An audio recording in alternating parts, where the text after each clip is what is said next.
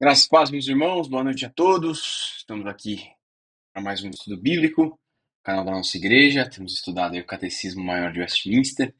Chegamos hoje à pergunta 76.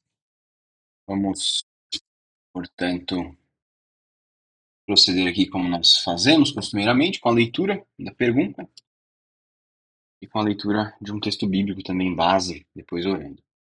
Vamos lá? A pergunta 76, então, o que é o arrependimento que conduz à vida? E a resposta longa, o arrependimento que conduz à vida é uma graça salvadora, operada no coração do pecador pelo Espírito e pela palavra, pela qual, ao reconhecer e sentir não somente o perigo, mas também a torpeza e odiosidade de seus pecados, e apreendendo a misericórdia de Deus em Cristo para com os arrependidos, o pecador tanto se entristece pelos seus pecados e os abomina, que os abandona e se volta para Deus com a intenção de andar constantemente com Deus em todos os caminhos da nova obediência e esforçando-se para isto. E agora, texto bíblico, 2 Timóteo 2, 24, de 5. Aliás, 24 a 26. O texto diz assim, aparecendo. Ora, é necessário que o servo do Senhor não viva a contender, e sim, deve ser brando para com todos, apto a instruir, paciente. E aí a gente está lendo o 24 pelo contexto, né? E o que importa para nós, no nosso tema, é o 25. Disciplinando com mansidão os que se opõem, na expectativa de que Deus lhes conceda não só o arrependimento para conhecerem plenamente a verdade, mas também o retorno à sensatez, livrando-se eles dos laços do diabo, tendo sido feitos cativos por ele para cumprirem a sua vontade. Vamos orar? Agradecemos-te, Senhor, pela tua palavra e por estes irmãos do passado que sistematizaram a Escritura Sagrada, bem como seus ensinamentos no Catecismo Maior de Westminster. Nós te louvamos pelo trabalho árduo desses irmãos e pedimos que o Senhor, através do estudo da Escritura Sagrada, nos instrua nessa noite, em nome de Jesus. Amém.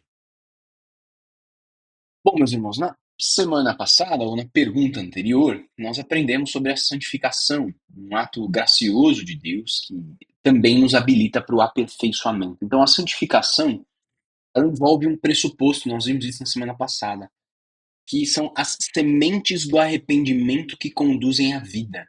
Então, essas sementes do arrependimento que conduzem à vida, elas são plantadas na regeneração, ou seja, quando nós somos unidos a Cristo. Então, o arrependimento é uma resposta de uma alma regenerada por Deus. E ele tem o seu início, o arrependimento, na regeneração, e assim, então, como essas sementes e as outras graças, como a gente viu na semana passada, ele também é estimulado, aumentado e fortalecido por toda a vida cristã. E nessa pergunta, então, o catecismo explora exatamente esse assunto, o arrependimento que conduz à vida. Vejamos, portanto, a descrição aqui desta doutrina segundo os nossos irmãos do passado. Então, percebamos que o arrependimento ele não é fruto da capacidade humana, é uma obra da graça divina, mas essa longe de ser uma novidade para nós no que diz respeito às graças salvadoras, né? É uma obra da graça divina, como a fé, e, além do mais, é uma graça que conduz à salvação, por isso uma graça salvadora. Atos capítulo 5, verso 31, o texto diz, Deus, porém, com sua destra, o exaltou a príncipe e salvador, a fim de conceder a Israel o arrependimento e a remissão de pecados. Então aqui é a relação, Jesus é o Salvador que concede arrependimento àqueles que verdadeiramente o buscam. Esse arrependimento também só chega ao crente porque a obra de Jesus Cristo é aplicada pelo Espírito e pela palavra. Pelo Espírito, João 16:8, texto que nós já lemos aqui algumas outras vezes, principalmente quando falamos da aplicação desta obra de salvação pelo Espírito, o texto diz, quando ele vier, o Espírito Santo, né, o Consolador, convencerá o mundo do pecado, da justiça e do juízo. E também a obra de arrependimento é aplicada pela palavra. Atos também, agora 11:18, diz... Não, 11:18 não. Atos 11... eu estava em João. Atos 11:18, agora sim. E ouvindo eles estas coisas, apaziguaram-se e glorificaram a Deus, dizendo, logo também aos gentios foi por Deus concedido o arrependimento para a vida. Então, a obra que Deus faz, mas através da sua palavra, ouvindo eles estas coisas, ouvindo aqui a pregação do evangelho. Atos 20 e 21, a mesma coisa. Nós encontramos essa mesma relação. Olha lá.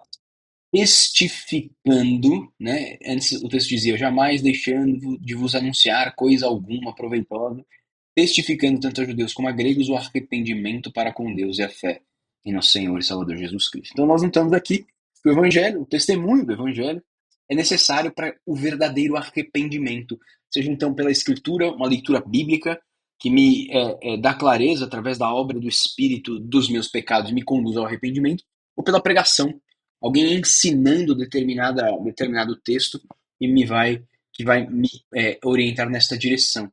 Nós vimos isso, né, nas nossas exposições dominicais, no livro de Neemias. Nós percebemos isso de maneira muito clara. Você que não tem nos acompanhado nos domingos, você pode ler estes capítulos e você perceberá isso, né? Então, a palavra, ela toma o centro da vida cultica do povo, no capítulo 8 de Neemias. Leitura e explicação de Esdras ali por longas horas, né? E a partir daí nós temos os desdobramentos do arrependimento que conduz para a vida, expressado no capítulo 9, no final do capítulo 8 também, mas no capítulo 9 com a oração de confissão e no capítulo 10 com a renovação da aliança. Então é um exemplo claro do Espírito concedendo esta graça através aqui da palavra de Deus. E aí o catecismo passa a falar destes resultados, né? Então perceba que o catecismo primeiro diz que nesta obra de arrependimento que conduz à vida, essa graça salvadora que é operada pelo Espírito e pela palavra, o pecador ele reconhece e sente algumas coisas. Primeiro, ele reconhece e sente o perigo. Então, ele não se arrepende, aí a gente precisa perceber isso, né? O catecismo deixa claro, não somente o perigo. O pecador não se arrepende apenas por medo da punição, o perigo aqui, o reconhecimento de que ele está se envolvendo numa obra de morte e haverá de morrer no final das contas, né? Na continuidade da sua obra pecaminosa, mas também por reconhecer a torpeza e odiosidade dos seus pecados. Ezequiel, capítulo 18, verso 30, o texto nos diz assim: portanto, eu vos julgarei, cada um segundo os seus caminhos, ó casa de Israel, diz o Senhor Deus. Convertei-vos e desviai-vos de todas as vossas transgressões, e a iniquidade não vos servirá de tropeço. Então existe aqui uma relação da realidade da punição aqui.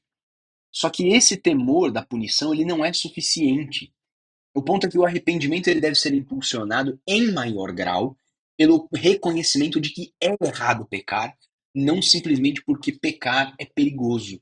Então, reconhecer, portanto, que os nossos pecados são um ultraje à santidade divina, este sim é motivo suficiente para que os nossos pecados se tornem odiosos a nós, além de reconhecermos a sua profunda sujeira. Ainda em Ezequiel, agora 36, 31, capítulo 36, verso 31, o texto diz: então vos lembrareis dos vossos maus caminhos e dos vossos feitos que não foram bons. Tereis nojo de vós mesmos por causa das vossas iniquidades e das vossas abominações. Das vossas abominações.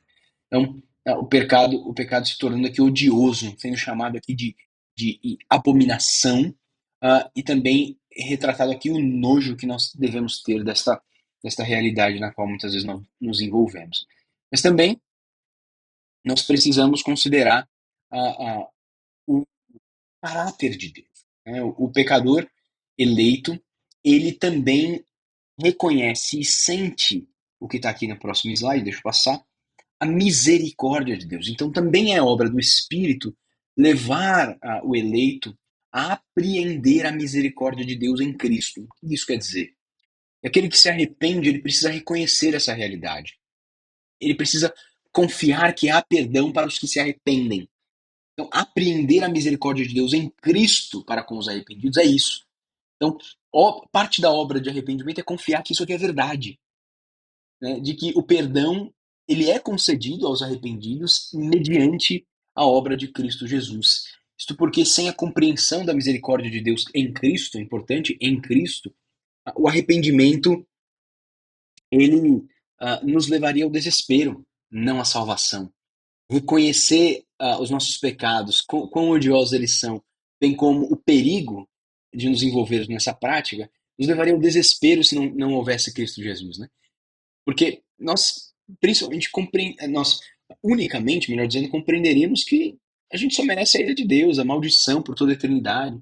E a gente não enxergaria nenhuma forma de nós nos livrarmos disso. Então, o arrependimento ele só se torna uma experiência verdadeiramente cristã quando ele vem acompanhado pela fé em Cristo como Salvador. Por implicação lógica, a fé ela precisa acompanhar o arrependimento. Sem fé, o que parece ser arrependimento é, na verdade, uma convicção subjetiva, emocional, de ter feito algo errado, mas sem uma visão correta do que fazer depois, né? Do que é certo fazer na sequência. Há na Escritura um exemplo claro sobre isso. É Judas Iscariotes. Ele é a representação de um arrependimento falso. Mateus 27, verso 3, nos mostra exatamente isso. Judas se arrepende dos seus pecados. O Judas, o que o traiu, vendo que Jesus fora condenado, tocado de remorso, um arrependimento, devolveu as 30 moedas de prata aos principais sacerdotes, aos anciãos dizendo: Pequei, traindo sangue inocente. Eles, porém, responderam: O que nos importa? Isso é contigo. Então Judas, essa é a continuidade, atirando para o santuário as moedas de prata, retirou-se e foi enforcar-se. Então, a resposta de Judas ao arrependimento é a morte. Seu arrependimento não o conduziu à vida, mas à morte, porque não havia perdão, não havia misericórdia. O verdadeiro arrependimento ele é chamado de arrependimento para a vida, porque ele está ligado à bênção da vida eterna, possível pela obra de Jesus Cristo. É o que Paulo diz, lá em 2 Coríntios 7, verso 10. Ele diz: Porque a tristeza, segundo Deus, produz arrependimento para salvação, e a ninguém traz pesar. Mas a tristeza do mundo produz morte. Então, Paulo fica feliz, né? Os coríntios são contristados, ele menciona aqui, mas contristados para a salvação. Contristados para a salvação. Ainda no que diz respeito ao resultado do arrependimento, o catecismo passa aqui na sequência a explorar algumas ações decorrentes dessa graça salvadora. A primeira delas é que o pecador se entristece pelos seus pecados, a gente acabou de ler isso em Coríntios, né? Mas ele nutre aqui a ideia de uma verdadeira vergonha por sua rebeldia deliberada. Lá em Jeremias, capítulo 31, versos 18 e 19, versos 2 e 19 diz assim: bem ouvi que Efraim se queixava, dizendo: Castigaste-me e fui castigado, como novilha ainda não domado.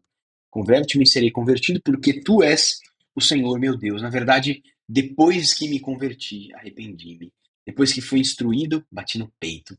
Fiquei envergonhado, confuso, porque levei o opróbrio da minha mocidade. Então, o reconhecimento da tristeza, né? Outros exemplos nos mostram isso, né, meus irmãos?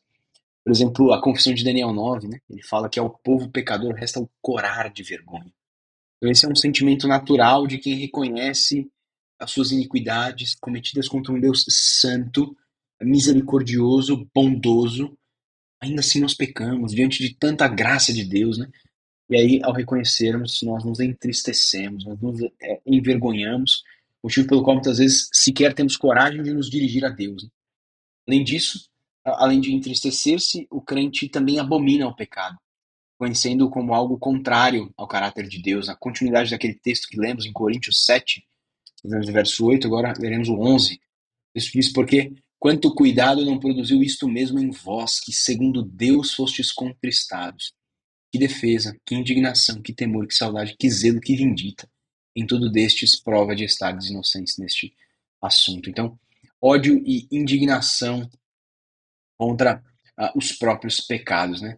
Isso deve impulsionar o eleito numa nova direção. Essa direção, isto é, a sua conversão dos maus caminhos para os desígnios de Deus, o eleito abandona o pecado, ele se volta para Deus, não apenas externamente, mas numa mudança real de comportamento. Está ilustrado, por exemplo, em Atos, capítulo 26, verso 18.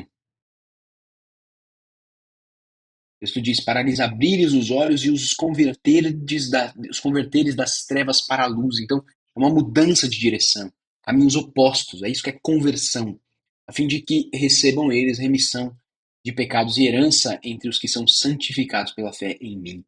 E Ezequiel também mostra isso para nós. Vamos ler esse texto, Ezequiel 14, verso 6. O texto diz: Portanto, dize a casa de Israel: assim diz o Senhor, Deus, convertei-vos e apartai-vos dos ídolos, percebe? Convertei-vos e abandonem essas práticas antigas e dai as costas a todas as vossas abominações. Até aqui é suficiente para a gente reconhecer essa mudança de direção. E por fim, como já fica claro nesses textos, né? Mas essa conversão leva o eleito a obedecer, comprometer-se em andar com Deus, buscando obedecer-lhe continuamente em todos os caminhos desta nova obediência. Então, um texto apenas, Romanos 6, 17 e 18, muitos textos, né? Também uma exposição longa aqui. O texto diz: mas graças a Deus, porque outrora escravos do pecado, contudo viestes a obedecer de coração à forma de doutrina que fostes entregues, e uma vez libertos do pecado, fostes feitos servos da justiça. Então, uma mudança de servidão aqui, né? A conversão a Deus com plena convicção de que é seguro e correto andar nos caminhos de Deus. Então é o grande ponto aqui. Além disso, o que também fica claro nessas passagens, e o catecismo termina por explorar aqui, é o esforço, é a perseverança pela graça, né, o esforço pela graça para perseverar nessa nova vida, ainda que de modo imperfeito. Propósito e esforço constante de andar com Deus segundo os caminhos que Deus exige de nós em sua lei. Concluindo, meus irmãos, o arrependimento então ele deve nos levar a abandonar a vida passada, tomar os rumos da nova vida. Senão, é um arrependimento falso, né? Como o de Judas Iscariotes. Este, portanto, é um excelente teste para o nosso arrependimento. Nosso arrependimento conduz ao propósito e ao esforço para viver uma vida nova e melhor, podemos crer que é um arrependimento verdadeiro, genuíno, o arrependimento para a vida. Se não, naturalmente é um arrependimento que não conduz à vida. O arrependimento que conduz à vida, portanto, é o dom gratuito de Deus, é a evidência da regeneração, né? Ele está inseparavelmente ligado à fé, é a mudança radical da direção, da nossa emoção também com relação às práticas que nós cometemos, e é o início de uma nova vida de obediência. Nós precisamos lembrar, para terminar, que o arrependimento ele não produz salvação, afinal, isso é possível mediante a obra de Jesus Cristo no Calvário. É em Cristo que nós somos perdoados, razão pela qual o arrependimento tem um fim, né? Que é viver em novidade de vida. E o texto lá de Tito, capítulo 2, os versos de 11 a 14 mostram isso, né? A graça de Deus se manifestou salvadora, educando-nos para que, renegados à impiedade, vivamos de maneira adequada diante da vontade de Deus. Então, que assim nós vivamos. Vamos orar mais uma vez e terminar o nosso estudo nessa noite. Agradecemos, Senhor, pelo tempo que tivemos aqui. Pedimos que o Senhor abra os nossos olhos mediante o ouvir e ler da Tua palavra, para que nós, Senhor, sejamos transformados, nos arrependamos dos nossos pecados, à medida em que eles se tornam odiosos aos nossos olhos, se tornam, Senhor, claros para nós pela obra do Espírito. Assim pedimos que o Senhor o faça, para que nós sejamos cada dia mais parecidos contigo, obedientes, Senhor, esforçando-nos em nos tornar cada vez mais parecidos com o nosso Redentor. Nós oramos, em nome de Jesus. Amém. Irmãos, Deus abençoe. Nós nos vemos na semana que vem, se Deus assim nos permitir, estudando aí a pergunta 77. Tchau, até mais.